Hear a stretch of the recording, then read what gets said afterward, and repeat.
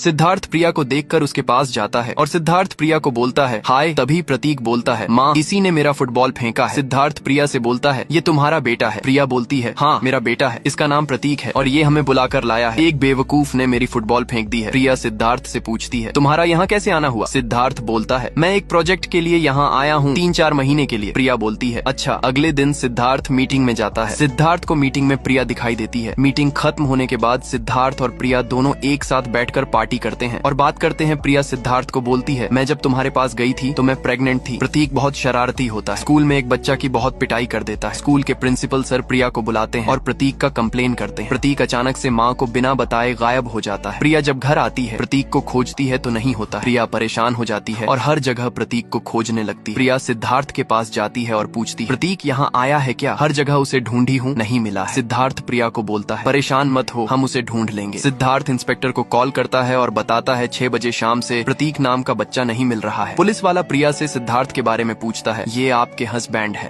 प्रिया police वाले को बताती है मैं सिंगल पेरेंट्स हूँ। पुलिस वाला बोलता है आपका डाइवोर्स हुआ है। सिद्धार्थ जल्दी से बोलता है हाँ हम दोनों अलग रह रहे हैं। प्रिया रोने लगती है। पुलिस वाला प्रिया से बोलता है आप रोए नहीं, मैं आपके बेटा को ढूंढ के लाएंगे। प्रिया घर चली जाती है और टेडी बियर को पकड़कर बेटे की याद में जोर जोर से रोने लगती है। उतने में सिद्धार्थ प्रतीक को लेकर आता है। प्रिया जैसे ही प्रतीक को देखती है दौड़ कर पकड़ लेती है और गले से लगाकर रोने लगती है। फिर प्रिया प्रतीक को बोलती है तुम मुझे अकेले छोड़कर कहाँ चले गए थे। सिद्धार्थ बोलता है रेलवे स्टेशन पर। प्रिया प्रतीक से पूछती है रेलवे स्टेशन पर क्या करने गए थे। प्रतीक प्रिया को बोलता है आप बात कर रहे थे, मेरे पापा बैंगलोर में है। मैं ये बात सुन लिया था और अपने पापा से मिलने के लिए बैंगलोर जा रहा था। सिद्धार्थ प्रतीक को समझाता है तुम अपनी माँ को आज के बाद ऐसे अकेले छोड़कर कहीं मत जाना। एक दिन प्रतीक उदास होकर चेयर पर बैठा हुआ था। सिद्धार्थ प्रतीक से पूछता है क्या बात है। प्रतीक का दोस्त बोलता है प्रतीक को आदित्य नाम का लड़का नहीं खेलने दे रहा है। ये बात सुनकर सिद्धार्थ प्रतीक को अपने साथ फुटबॉल खेलना सिखाता है। प्रिया पार्क में झीला झील रही। सिद्धार्थ प्रिया को बोलता है हाय। फिर सिद्धार्थ और प्रिया दोनों झीला झीलने लगते हैं। प्रिया सिद्धार्थ को अपने बारे में बताती है मेरी शादी नहीं हुई है, 8 साल पहले मैं स्पम्प डोनेट से बच्चा पैदा की थी। ये बात सुनकर सिद्धार्थ चौंक जाता है।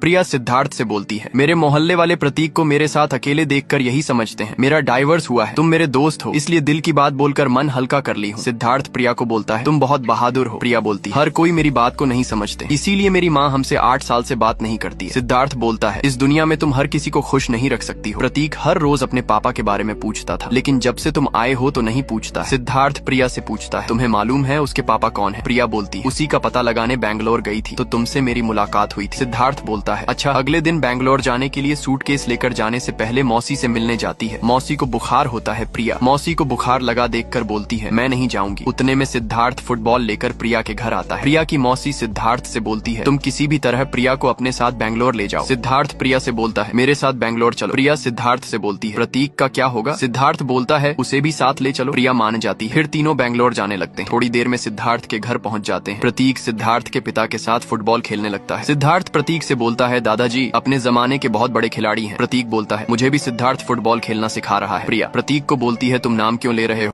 प्रिया को सिद्धार्थ से प्यार हो जाता है और सिद्धार्थ को भी प्रिया से प्यार हो जाता है। सब खुशी खुशी एक साथ रह रहे थे। एक दिन अचानक से सिद्धार्थ का दोस्त देवा घर का बेल बजाता है। सिद्धार्थ दरवाजा खोलता है। देवा पूछता है क्या सरप्राइज है। सिद्धार्थ बोलता है अंदर आ बताता हूँ। देवा बोलता है मेरे पास भी तेरे लिए एक सरप्राइज है। देवा उस लड़की को इशारा देता है। सिद्धार्थ जैसे ही अपनी एक्स गर्लफ्रेंड निरोपमा को देखता है चौंक जाता है। उतने में प्रिया आ जाती है। प्रिया जैसे ही हाई बोलती है सिद्धार्थ डर से दरवाजा बंद कर देता है। देवा बोलता है अब बवाल होगा। देवा अंदर आता है और बोलता है हाय प्रिया कब आई हो। प्रिया बोलती है 2 दिन पहले आई हूँ। फिर सब एक साथ बैठकर खाना खाने लगते हैं। सिद्धार्थ प्रिया को बोलता है ये निरोपमा है मेरी दोस्त है। फिर सिद्धार्थ निरोपमा से पूछता है तुम कैसी हो, तुम तो मुंबई रह रही थी, यहाँ कैसे आना हुआ। मैं देवा से बात की थी तो उसने बोला था सिद्धार्थ तुम्हें बहुत याद करता है, वह तुम्हें नहीं भूल पा रहा है, किसी ने बुलाया है, हमें ऐसे नहीं आना चाहिए था। निरोपमा सिद्धार्थ को बोलती है सॉरी। सिद्धार्थ बोलता है कोई बात नहीं है। फिर सिद्धार्थ देवा को अकेले में बुलाकर उसकी धुलाई करता है। सिद्धार्थ देवा से बोलता है तुमने मेरे साथ ऐसा क्यों किया है बता। देवा बोलता है सॉरी यार निरोपमा सुबह फोन करके बोल रही थी, मैं सिद्धार्थ को नहीं भूल पा रही हूँ। मैं भी सिंगल हूँ और सिद्धार्थ भी सिंगल है, इसलिए सोचा तुम दोनों को मिला दूं। यहाँ तो कुछ और ही चल रहा है।